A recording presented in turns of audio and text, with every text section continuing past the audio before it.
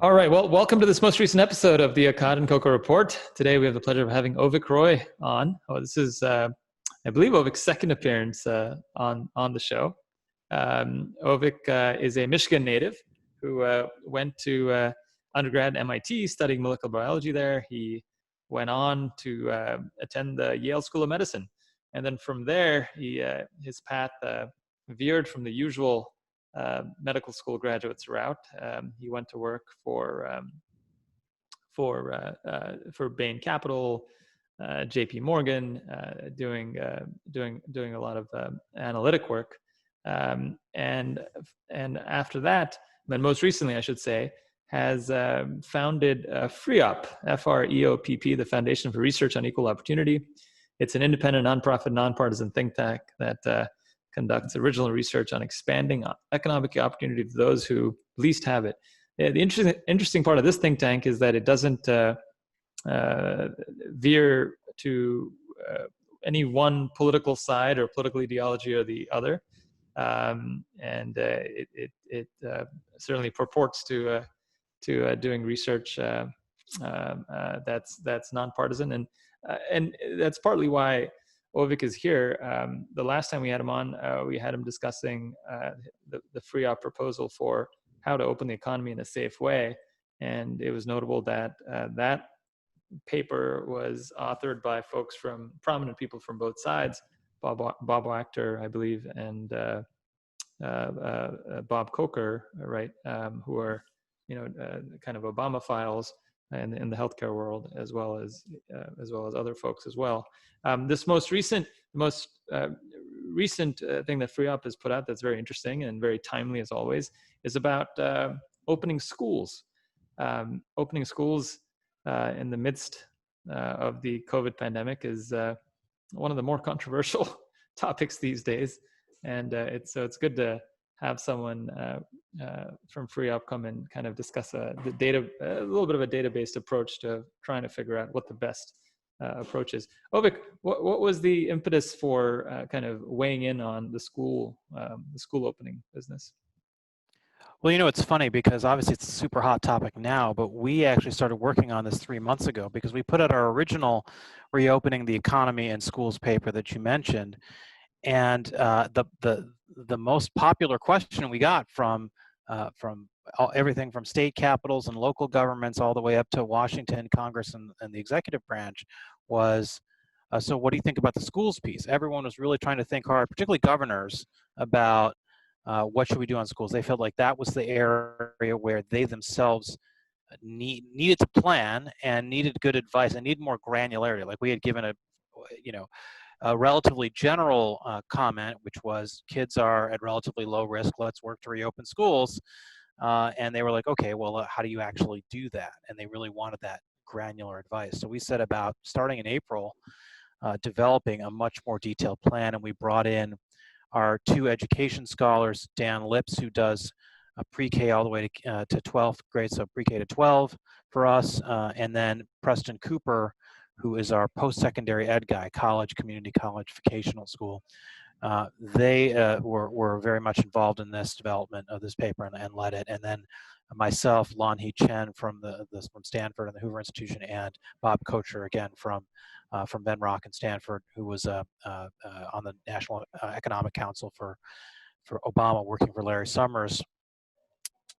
We were the ones who put this together because that was kind of the old gang. They were the ones who were the most passionate about the school issue, and I'd say what the paper basically does is 10% of the paper makes the case that things that we kind of reiterate from the old paper, which is that we know that COVID is particularly skewed towards the elderly, much more so than most diseases or illnesses.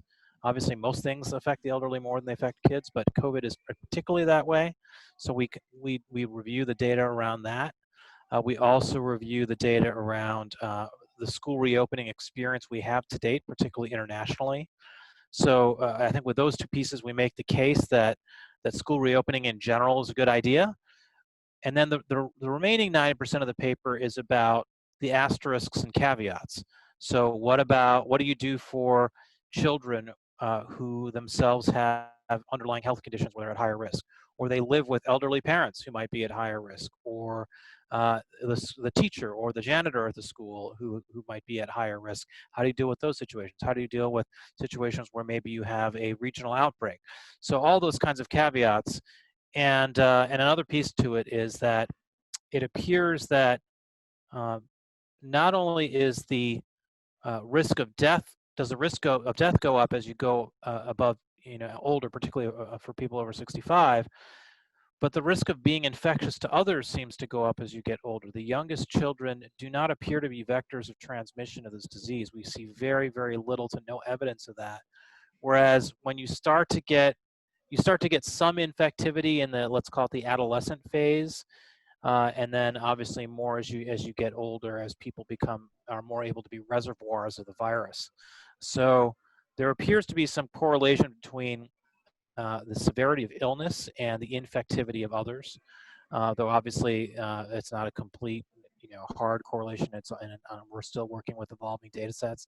That seems to be a thing. So one thing we really do talk about in the paper is you have to think about pre-K differently than you think about college. And then the final thing I'll mention is that another piece of how you think about pre-K versus college versus primary and secondary school differently is that virtual learning can play a role in some parts versus others. So in college, virtual learning is already a big part of the college experience. A lot of kids today who go to college, they have what's called the inverted classroom, where they watch the lectures on video overnight and then go to the lecture hall to work on problem sets. So in the college setting, there's a lot more ability to deploy virtual learning. In the pre-K setting, it's basically useless. And so there's a gradation there as well. So we talk a lot in the paper about what are the alternatives to traditional in-person school for those who need that alternative, particularly in those younger grade levels. So that's pretty much how I'd summarize the whole thing. Yeah, no, it was a very interesting read. And one of the things that struck me just from the outside is, the mission statement for FREOPP is to look to expand economic opportunity to those who least have it. And I think some of what is probably forgotten, surprisingly, by a lot of folks is that keeping schools closed, that's probably one of the best ways you can ensure that you kind of ingrain economic disparity and kind of that gap that people talk about all the time between the top layer in America and the lowest layer in America. That's a way to kind of expand that. So, opening schools seems to be an incredibly important piece of the puzzle, at least figuring out how to do it safely. You bring up the, one of the big things with COVID that we've learned is this massive age gradient. And so some of the interesting things that you bring out in the paper is that when you look at the estimated relative risk of death from influenza versus COVID, there's some pretty interesting, startling statistics, I'd say. One is the fact that, if you're under a year old, you're 16 times more likely to die from influenza or pneumonia versus COVID. If you're 1 to 4, you're 20 times more likely to die from influenza or pneumonia.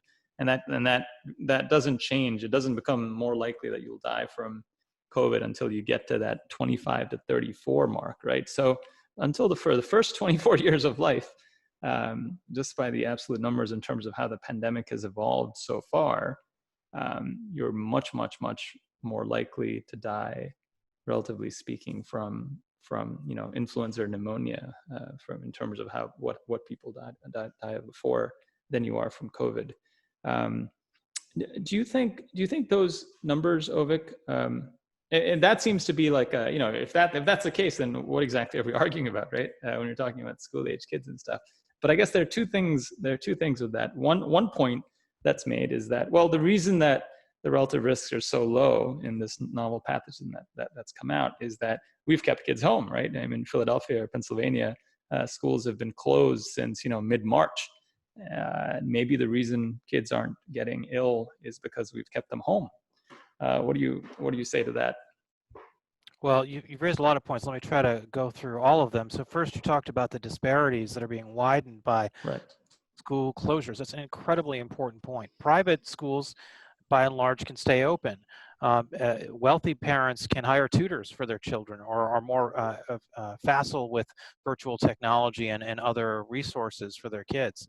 So the disparities that we're creating this year, this school year, and into last spring are deeply, gravely concerning to us. And that's a big part of the trade-off here that we need to be aware of.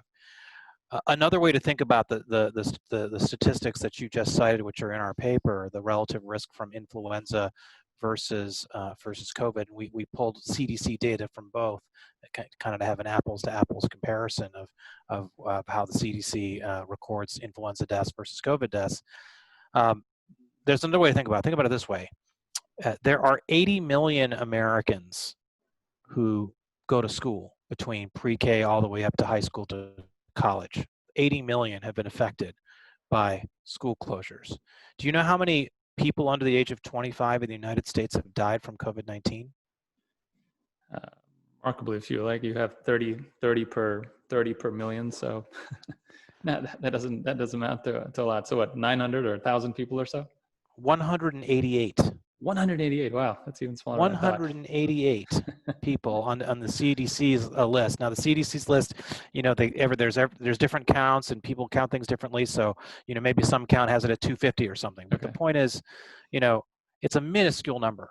So when we're talking about the safety of the children, the students themselves, I think we can be fairly confident that the risks of death and serious illness from COVID are very, very low. And when you compare that, and again, in the context of other things that young people suffer from, whether it's suicide or car accidents, or just, disease of any other kind, we have to put that risk in context to understand you can never make a risk zero, but we should be pretty comfortable that the risk is very low to the children and the students themselves.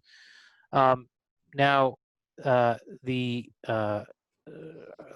me of what you were mentioning about Philadelphia, the last question. So one of the points that people will say in terms of this, we talk about the relative risk. Right? People are staying home, right? So the thing about that is that, it's interesting. Andrew Cuomo had a comment recently where he said, well, what's really strange is all the COVID cases in New York City that are happening after the lockdown were happening from people getting infected who lived with each other.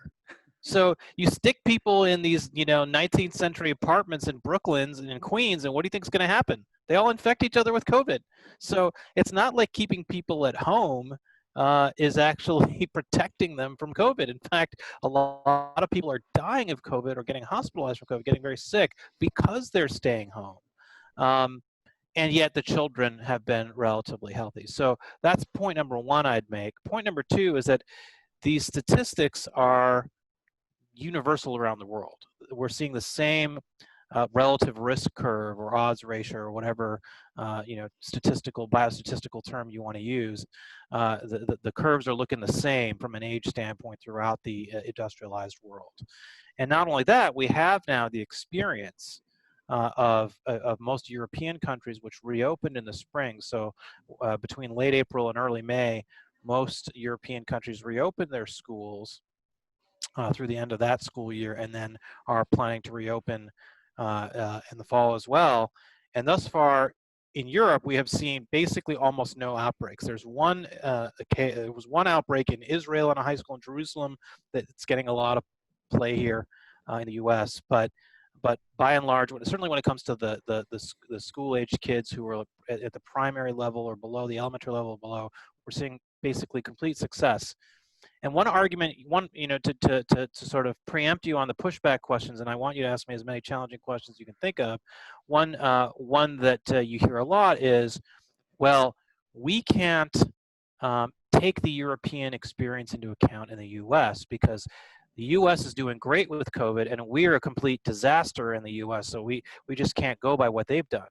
And that's not actually factually true. Now, if all you did was watch CNN and read the New York Times every day, you might have that impression, so I can't fault people for having that impression. But statistically, that's not true. Statistically, the mortality per million residents from COVID in the UK, in France, in Italy, in Spain, the big European countries, is all worse than the US. The only country that's outperformed the US among the large European countries is Germany. Every other large country has done worse than the US in terms of mortality from COVID. Another example that we can bring up is the case of Sweden versus Finland. So followers of your show know that Sweden is the country that's done the experiment where they really never locked down at all, never really basically did anything differently than what they'd done before. They did a few things. They banned large gatherings, some other things like that. I think they banned bars, they closed bars down, but most of the things stayed open, and they have had high mortality from COVID up to this point, though it's declined now to the point where they've had an experience a little bit like New York City, actually, where a lot of cases early on, it's declined now. It seems to be like they've achieved herd immunity, as New York City appears to have. On the other hand, Finland, their neighboring country, locked down completely, has had a very low number of cases, hospitalizations, and deaths from COVID. What's interesting is that the Swedish and Finnish public health authorities did a joint study looking at school reopenings and to see, okay, given the difference between how we handled COVID, what's been the result of the school openings? And the result was identical. The rate of infections, or the infections coming out of schools, were similarly low in both Finland and Sweden. So all that to say that we have now a fairly healthy body of evidence that not only can we do school reopenings, but that the relative regional scale of the outbreak, particularly for those younger children, is not a reason to be concerned that young people are going to become more infected. Now, again, when you get to the high school level, maybe you want to exercise a little more caution. But for the kids that are, say, 10 and under, I think we can be pretty comfortable that they're not vectors of transmission. And that preempts my second question I was going to ask you. So the one point is really important that you made, right? Is that simply the fact that you kept kids at home doesn't explain why kids are doing as they are, because the vast majority of infections are happening at home. So, and we're not centrally isolating children in like children's hostels somewhere. Right, exactly. So that's, I think that's a super, super important point.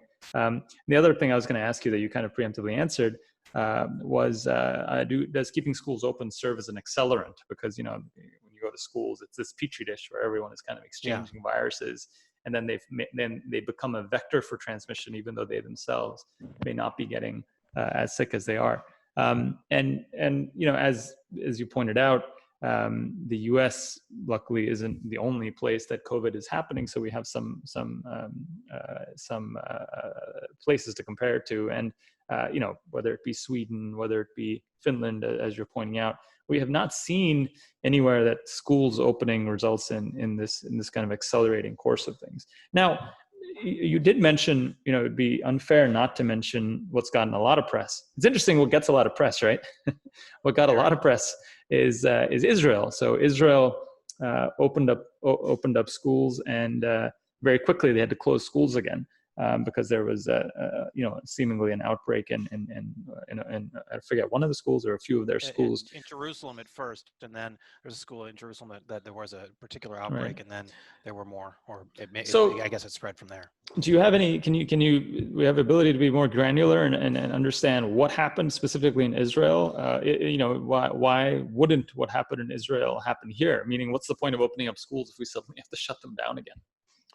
Yeah, so we looked at the Israel example, and we discussed it in the paper. Right. And there are a couple things one can say about Israel. The first is Israel basically had almost no cases prior to this situation. Israel, you know, already has long been a country that is very careful about who it lets come into its airports and who it lets cross its borders. So that no doubt helped Israel in terms of preventing the spread of the pandemic early on. But they did have this situation in schools, and I think what we see that happened was there was not adherence to the public health protocols in that particular school in Jerusalem where the outbreak started, and I think that that is a risk here as well, in the sense that you could imagine that certain schools, certain regions of the country, where people just don't want to adhere to the public health guidelines, whether that's mask wearing, whether that's washing hands, et cetera. In this particular school, it seems like, I think Israel felt like, well, we just, this is a foreign problem. This is not a problem in Israel. why are we going through all this extra inconvenience for nothing when we're fine? And I think that's been the paradox, is that when you're not, when you're in a region of the country or region of the world that's not as adversely affected, you chafe at all the inconveniences of the lockdown. And then maybe you start to relax a little bit, and bad things happen. We're seeing that right now in the Pacific Rim, where in Japan and Australia and New Zealand, there's been a rise in cases. Melbourne and the Australian state of Victoria are now in lockdown. Now, their problems are much less severe than what we're seeing in the U.S., but the point is, the pro-Sweden argument has always been that you can't lock down forever, and that if you hide from COVID, but COVID is still, circulating, and you just open up a little bit, then it's going to get in there, Right. and you're going to be stuck. And that's kind of what we're seeing. And so in terms of how this relates back to the school reopening picture, I think what's really important is that schools recognize that you have to have a plan in place. You've got to be mindful of adherence. And we make a point of discussing the various guidelines that have been promulgated out there from the CDC and from the American Academy of Pediatrics. And we think that they're not identical. In fact, there's important differences between the various guidelines that have been put out. And we argue in the paper that the AAP guidelines are much better, much more workable than the CDC guidelines, and much more aligned with the current evidence. So if people adhere to that AAP those guidelines in terms of mask wearing for the older children, regular washing hands, distancing where feasible, more outdoor classroom and playtime, things like that. There's a lot that can be done to do things the right way. And we talk about in the paper, what's really important is that school districts and regional, both at the state level and maybe the regional level, intrastate, are really keep an eye on that, right? That you really need to make sure that if there are problems with adherence, that you're monitoring that and can act when necessary. Well, so what, practically speaking, how would it work? So, you've opened schools, and suddenly there's 2 or 3 kids who now have a fever. Yeah. How does one go about dealing with that? Because obviously those 2 or 3 kids have come into contact with a number of people, teachers, etc. Do you have to shut down a class? Do you have to close? Keep that classroom? Do you have to contact trace and keep everyone who was in contact home? How would you practically do this? Well, let me give you an example from my own anecdotal personal experience, which is I have my kids, my young children, in a Montessori school here in Austin, Texas, and they stayed open. Well, they reopened when the lockdown, the real lockdown, ended in Texas, which was in June, and are continuing into the fall. And their school did basically adhere to all the guidelines that the state issued, which are actually quite reasonable and measured, which is to say, you're required to check your kid's temperature every morning before you leave the door, leave the house. Obviously, also check for any symptoms. And when you get to the school, you have to vouch for the fact every day that you did that and report the temperature. And then there's another temperature check at the school. And if you see any symptoms, you have to keep your kid home for 14 days. And similarly, if there's a symptomatic issue at the school, kid gets sent home for 14 days. Now, they haven't had to shut down a classroom because of any kids reporting symptoms as a result of that, and partly because we're dealing with young children, right? In this case, we're dealing with the pre-K age range. So it hasn't been a problem. Now, I think where it starts to become a problem is when you get into the high school level, where you could see more spread and more infectivity. And again, I think this is where I think the most important thing here is, and this is a part of the paper that is in there, but maybe needs to be highlighted more, which is the value and virtue of temperature screening. So the sort of MD, PhD types who dominate these conversations have poo-pooed temperature screens, because the argument is, well, don't you know that COVID can spread asymptomatically? Well, yes, but I don't know if you ever tried, Anish, to get a test for COVID-19, but you're only allowed to get a test if you actually vouch that you are symptomatic because of the scarcity of tests. Now, just to be clear, the US actually is testing more people per capita than any other country in the world. And yet still in the US, you can't get a test unless you either are symptomatic or have some significant comorbidity like cardiovascular disease or something like that. So all that to say that we are not actually testing asymptomatic people at scale in the US, or even really at all, unless you lie on the form. And so this is where the value of temperature testing comes in, is that you could install a temperature scanner in every classroom in America. They're readily available, and they give you an instantaneous readout. Within a quarter of a second, you can get a readout from a temperature scanner. We have one in my office building here in Austin. As soon as I get off the elevator, there's this iPad type gadget. I stick my forehead in front of the camera, and it spits out the temperature. I check it every day when I get off the elevator. And again, yes, it doesn't identify asymptomatic people, but testing for temperature actually is a really good early warning system. Asian countries have used this very successfully since the SARS-CoV-1 pandemic in 2003, and a lot of Pacific Rim office buildings, there are temperature scanners and also, broader infrared scanners. So like in Taiwan, for example, this was a big part of their early successes. They were able to identify at airports or in office buildings who had an elevated temperature and cordon them off for a little bit and figure out what was going on. And that's something, of course, we weren't doing. So all that to say that we have poo-pooed the role of temperature screens, and temperature screens can be incredibly useful in mitigating some of these effects. Yeah, it's not bad at all. I mean, for people that argue that it's not perfect, I would point out that testing is not perfect.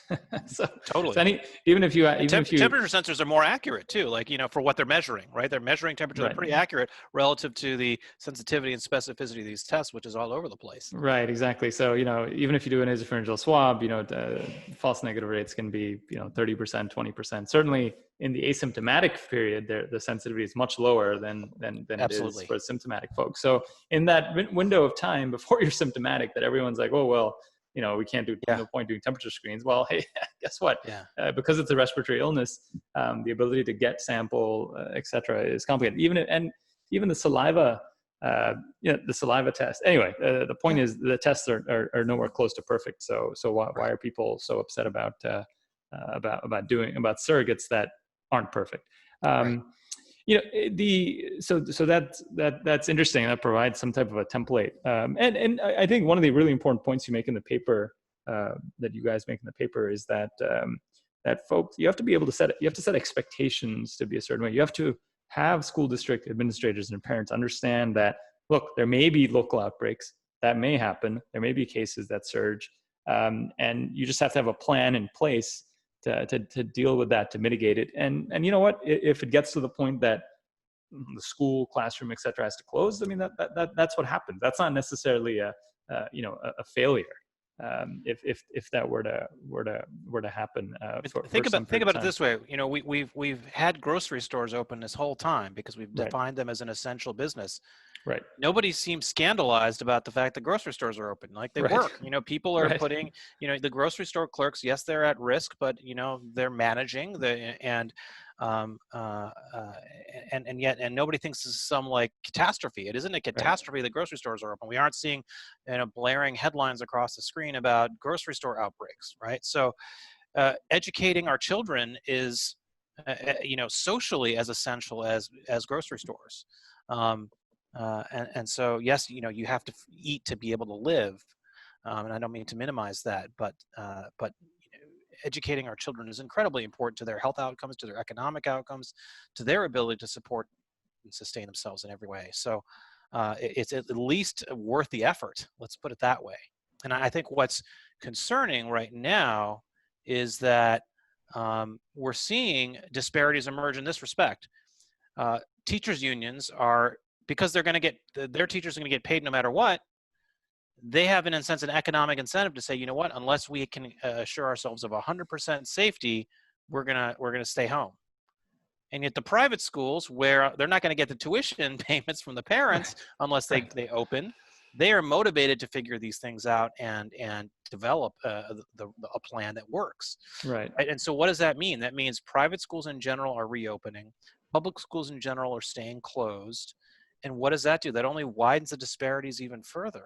Right. So that's a big concern for me. And I think part of the, no, absolutely. I think part of the, and I think a lot of teachers are understandably scared. Yeah, it's not, In it's, part, there's an intuition, right? Because of all the bugs people get from young children, there's an right. intuitive element that you respect and understand that people have about COVID. And that's where the science really comes in. We always talk about, well, we need people to be more science. There needs to be more science in everything. Trust the science. Well, here's an example where the science is there and we're not using it. Right, and I just want to drive this home for listeners so that we're not being we're not hand waving about the facts. And there's a New England Journal population survey in Iceland Yeah. that looked at the fraction of individuals that tested positive, and you show that the percentage of folks that are positive, that fraction that test positive, in the population that really drops as you get below 20. The conclusions, Carrie Stephenson, who was one of the leaders of the group in Iceland, said of the study, children under 10 are less likely to get infected than adults. If they get infected, they're less likely to get seriously ill. She also said what's interesting is that even if children do get infected, they're less likely to transmit the disease to other adults. And they have not found a single instance in Iceland of a child infecting parents. The Dutch National Institute for Public Health and Environment found that within families, the virus is mainly transmitted from adults to children. Children are sometimes infected with the virus, but less often than adults. No families with a child under 12 was found to be the first patient in the family. In Europe, reopening schools, you mentioned a number of places reopened. Denmark reopened schools on April 15th. You can see they saw no negative impacts from opening of schools. Norway reopened schools April 20th. Cases there continued to trend downwards despite that happening. Austria reopened schools May 18th. No increase in infections is seen, and the same thing holds true for Germany. The same thing holds true for Finland. Same thing that holds true for in areas in northern France as well. Sweden, the point is then made that, well, as you said, the community transmission rates in these countries were so low that allowed for schools to open.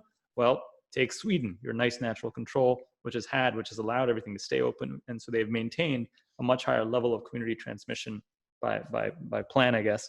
And even there, opening schools did not lead to a higher infection rate. So I think, you guys have laid this out nicely, that the data for this increasing outbreaks is pretty darn minimal. There's the Israeli example that's pointed out there, where you did have a number of cases and infections, but again, you didn't see it's not changing the larger trajectory in the community. Right. So you're always going to expect that there's going to be some number of cases that are positive in schools. So that's why setting those expectations is really important. It doesn't mean that you're going to have zero cases when you open up school. You are going to have cases. The question is it going to make the larger system, larger pandemic, and the larger societal brunt that they take from the effects of COVID, is that going to make it worse? It does not really seem to at all. There was a South Korean study that was in the New York Times, again, got a lot of fanfare, about looking at the infection rates in that 10 to 19 age group. I don't know if you recall that. Yeah, it came out, I think it came out like the day after our paper came out, so we haven't had a chance to put our comments on that paper into the FREOPP paper, but we have reviewed it, and a couple things we'd say about it. First, let's just summarize what their findings were. Their findings were that while they couldn't actually detect the direction of transmission using the index case methodology, where they say, okay, who was the first person in the family to be infected? That was almost never true of kids under 10, but in the 10 to 20 age range, there were a reasonable number of cases of the kids being the index case infecting the adults in their household. We find that study interesting and worth taking into account in the broader debate, but there's a couple of things to point out. One, the sample size in those lower age brackets was very, very low. So we're talking about something like 200 200. kids in the ages of 10 to 20 that they were looking at. So there's an error, a confidence interval or a margin of error there that one has to be mindful of. And we also have the experience, of course, as we've talked about in Europe. So putting it all together, the way we look at it, and the Israeli experience, the way we look at it is there's pretty compelling data at this point that under the age of 10, the risk is extremely low and schools should reopen even in areas where outbreaks and transmission is relatively high. In the 10 to 20 age range, that's where you might need to be a little bit more cautious, particularly if you're in a high outbreak region. And even if you're not, it's where the public health protocols, the AAP guidelines, things like that really are important to install. Right. Yeah, so I mean, we again, you're going to see cases. That 10 to 20 age gradient is a wide gradient, correct? Yeah. 10 to 20. So yeah, it's not saying 10. Yeah. Right. So where are those cases clustering? We're not sure. We don't know for sure, but that's why I say adolescent in general. Let's just say adolescent, is with some blurry lines there. At least seems to be the right range to be concerned about or be more cautious about. Right. And you got to show, I think, even if you see a certain number of kids getting infected, you got to show that you're making the larger situation much worse, that it's some accelerant that you're pouring on. All right. And so if you're not showing that, I'm not sure how necessarily relevant that is. So the evidence seems relatively reasonable to say that the risks are relatively low to both teachers and kids. And by the way, there's some fascinating virology papers that have come out looking at why is it that kids are so relatively unaffected by COVID. So the idea is that antibodies to different coronaviruses, which kids are getting all the time, may be cross-protective.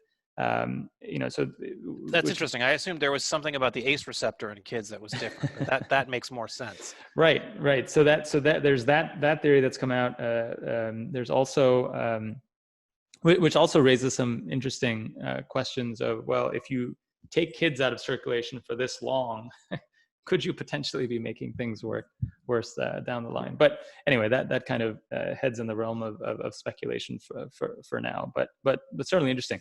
But the other half of your paper, maybe more than half, is it gets very interesting because it talks about the fact that, look, we have to live. We can't live in a make-up world where everyone feels safe sending their kids to school. There are, of course, children with disability, children that are immunocompromised. There are teachers that are at higher risk, and so one needs different avenues with regards to education.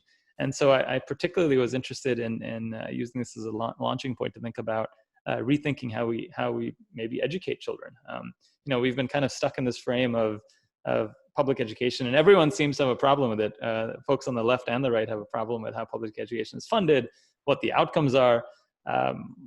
Maybe this provides the silver lining here is this provides kind of a launching point to think about educating kids differently. Can you speak a little bit about realigning school funding and whether or not that's something that we should consider given what's going on? Well, just to first reiterate what I said in my opening summary of the paper, one of the things we talk about is if you think about virtual learning as an alternative to being in school, virtual learning is more plausible in the college setting, but as you go down the age range back down to the kids, it becomes less plausible as you get younger and younger. And basically it's completely unworkable once you get to elementary school and below. So virtual school, which I think everyone thought at first, hey, we're all doing Zoom, so maybe virtual school is the way to go. That isn't working. And look, you can never rule out that some guy like Sal Khan comes along and figures it out. But as of now, that's certainly in the short term, there's no obvious magic bullet that's going to make virtual learning more effective for that population, particularly because so much of what young children have to learn is about interacting with other children, interacting with their peers, learning to share, learning to collaborate. That's stuff you just cannot do on a screen. So that's all incredibly important stuff. So the virtual side of it, I think in our paper, we emphasize where it's appropriate, but I think we also call attention to the limitations of the virtual model. And what we talk about a lot is this idea of microschools, which was very interesting because the New York Times, I think a couple days after we put out our paper, had a really interesting article about what they described as pods, but the same thing as microschools that upper middle class and wealthier families were using as an alternative to school. If schools are going to be closed and you don't have the bandwidth to homeschool your kid directly in terms of doing the whole thing yourself, get a group of like-minded parents together and organize a micro school or a pod of 6 families or what have you to educate those kids. And that's a model we talk about a lot in the paper as a middle ground in which you can have something a lot like traditional school, but in perhaps an environment that's more low risk where that's needed. Now, the problem is, of course, if you just rely on self-funding for that, you create disparities.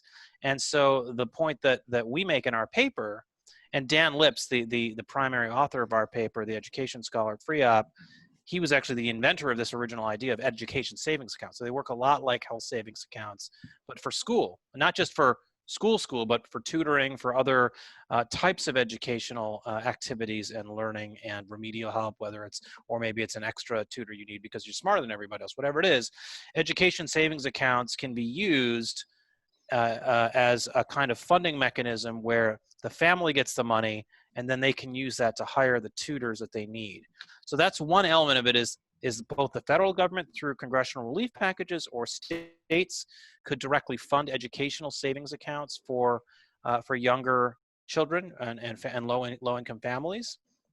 Another piece of it is there's a recent Supreme Court decision which makes this more feasible because now there was this law in the books that said any taxpayer funding that goes to you for education can't be used in a religious school, it was argued that this was a First Amendment violation, which I always found puzzling because we would never say that Medicare can only be used in secular hospitals.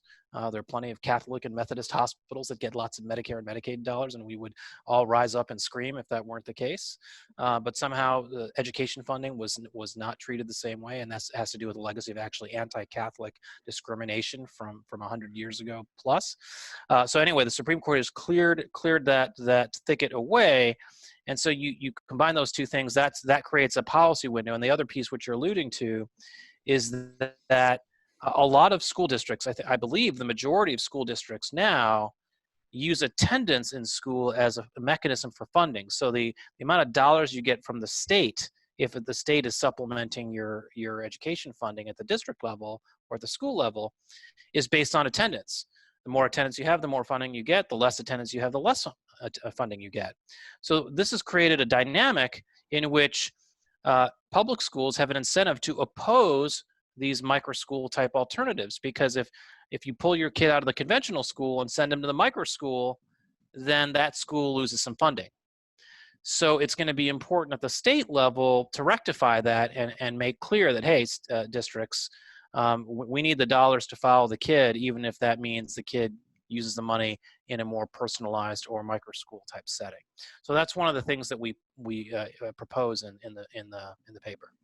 So that isn't, and you're referring to the Espinoza versus Montana case, and it's a really interesting how it developed. For the listeners, the Montana legislature established a program that grants tax credits to those who donate to organizations that award scholarships for private school tuition. And so, interestingly, it was basically using public funds so that kids could send the kids to private school. The Montana Supreme Court actually struck that down, saying something about not being able to use public funds for religious, support of religious purposes or whatnot. And the U.S. Supreme Court decision that just came down struck that down and said that no, there's absolutely no reason why you can't do that. Of course, so it kind of sets us up, hopefully, to be in a world where the funding follows the kids, as you're saying. But of course, it still requires the state legislatures to allow that, correct? Right, and so that is something that obviously some states will decline to do, and some states may be interested in doing, and that's federalism, and that's life, and that's fine. And I look at that as let some states try it out, and see if it works, and refine the model if there are issues with it or challenges with it.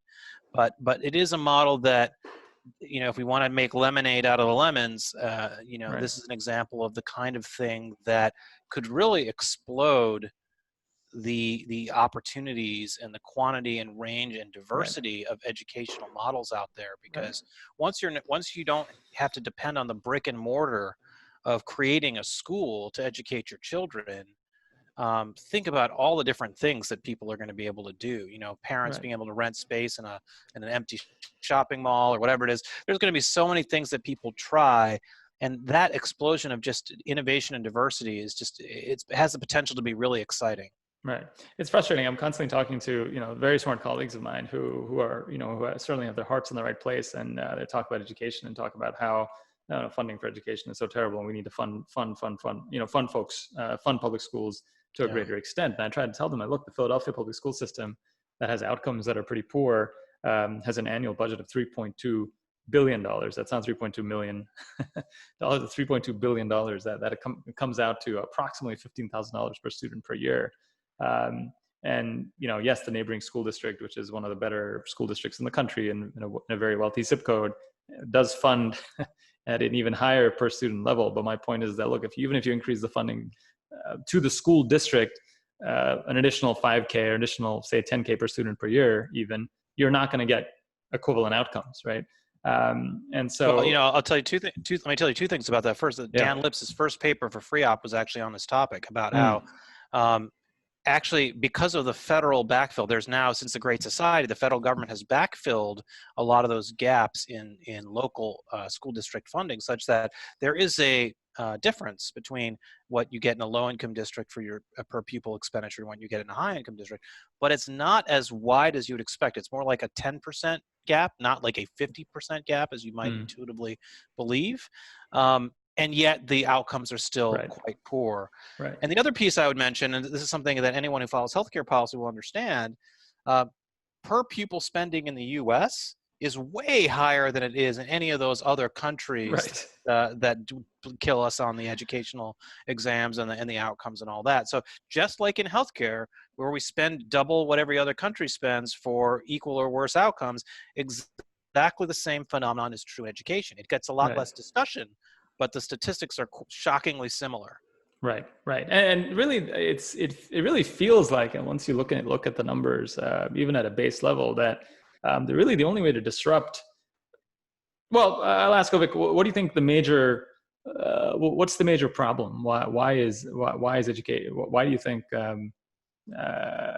we have outcomes that are so vastly different?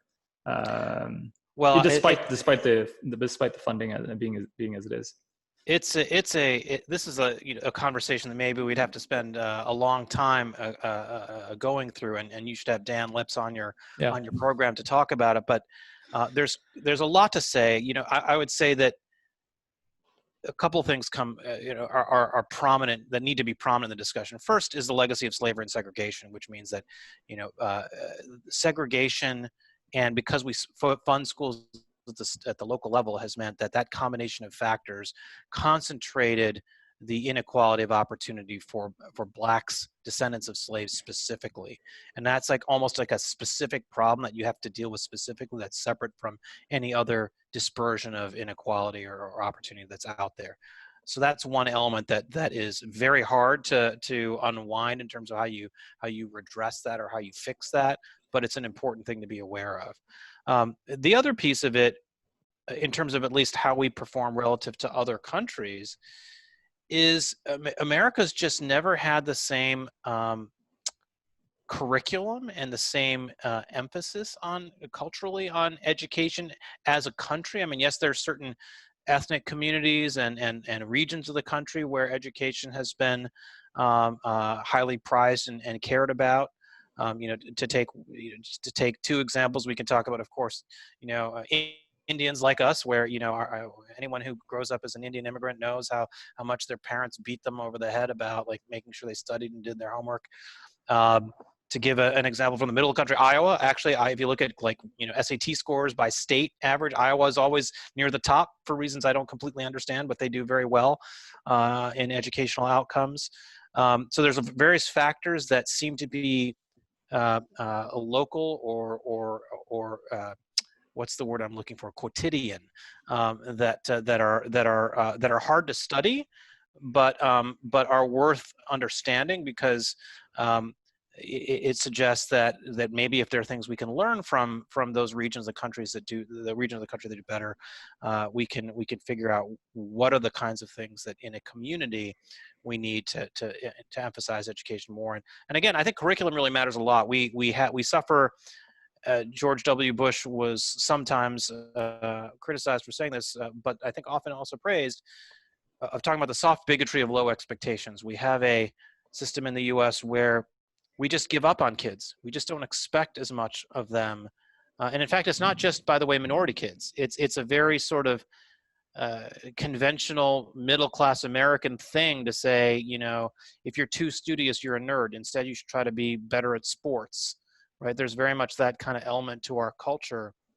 And the countries that always do the best on those educational rankings are the ones that really don't care about that. The South Koreas and the Indias and the Taiwans, where everyone's nerdy and everyone's studying, and there isn't this worry that, oh gosh, my kids have to be popular and they have to play sports, and those are the things that are important for their success in life. Well, I don't poo-poo that. Those things are important, but that's a very quintessentially American quality that's not about disparities.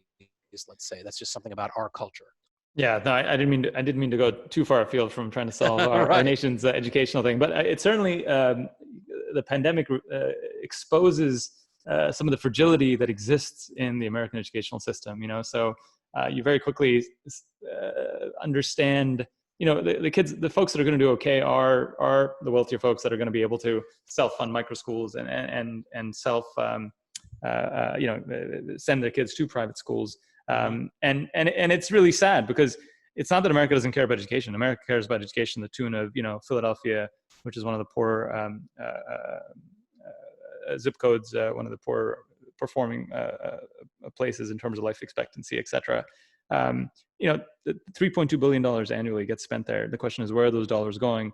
And, I think it's, if, as physicians, as healthcare folks, we're going to think about social determinants of health and outcomes, healthcare outcomes being driven a lot by many other factors. One of them being schooling and ability to kind of climb up on that economic ladder, which depends so much on education. We really have to think differently about funding. So that was an important point I think you made.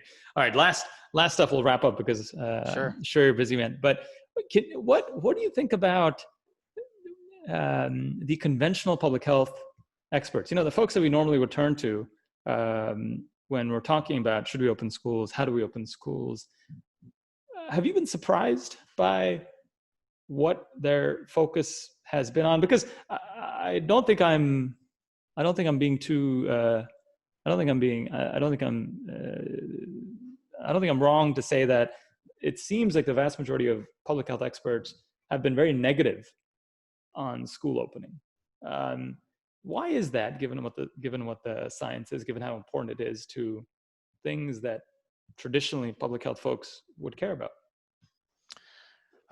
Well, just on the last question, I want to add one other thing that doesn't get mentioned enough that's really important. And that's single parent families, single parent households. It's obviously a real challenge. If you're a working mom and you're trying to put food on the table for your kids, you don't have any time to help your kids with their homework, because you might be working 1 or 2 jobs. You're exhausted. You're just doing the best you can to keep things going.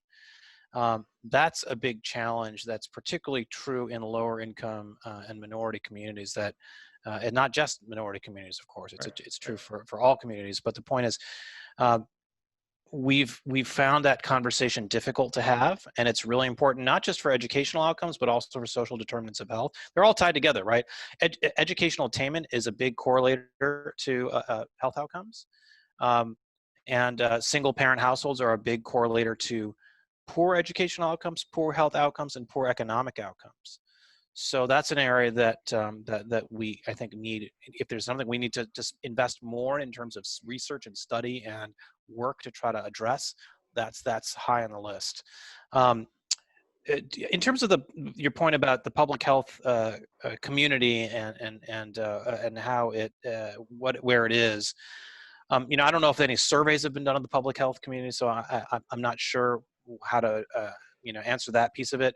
I can tell you that I've seen a diversity of opinions. I've seen people like Bob Kocher in our group, or some of the people at the Harvard School of Public Health who wrote a really, I think, eloquent and compelling op-ed in the Boston Globe a week or two ago, talking about the value of school reopening. Zeke Emanuel goes on, I think, Face the Nation, saying we got to reopen schools. The Washington Post had an unsigned editorial recently talking about reopening schools. So, I don't think that there's been this monolithic view in the public health community about reopening schools. I think plenty of people in the public health community appreciate the importance.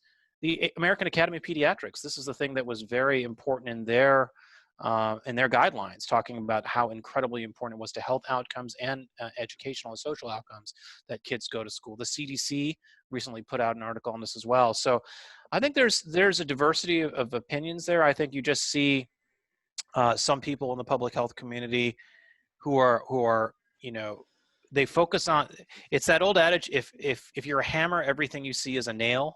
And I think for some people in the public health community, the hammer is epidemiology. And so like, that's all, their focus is on that to the exclusion of everything else. I think Anthony Fauci in particular has been guilty of this at times, and by his own admission, just focusing purely on infection rates at the exclusion of every other trade-off or social cost. And as you know, Anish, the trade-offs are such an important part of any public policy. And I think that's where if there's two areas where the public health community has failed us, maybe three, but two in particular. One has been almost a brutish insensitivity to and an often ignorance of the trade-offs, certainly an insensitivity to it in terms of what they were asking people to do. And second, an expression of overconfidence early on about how they thought things were going to go, when all we were doing at that point with a novel virus that we'd never seen before was making educated speculations. A lot of the educated speculation was based on past patterns with influenza. And influenza viruses are not coronaviruses, and they behave differently. And yet you saw a lot of overconfident predictions. Just to give some, give some examples, the whole thing about reopening in Texas and Florida, right? Everyone's now saying, oh, Texas, Florida, what a disaster. Well, actually, if you look at what the predictions were in May versus what's actually happened, Texas and Florida have been an unmitigated success. Because the predictions were that millions of people were going to die. And so that there's a lot to answer for there.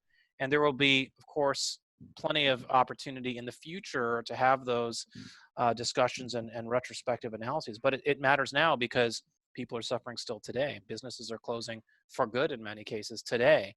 And the long-term effects on our economy are going to be felt for some time.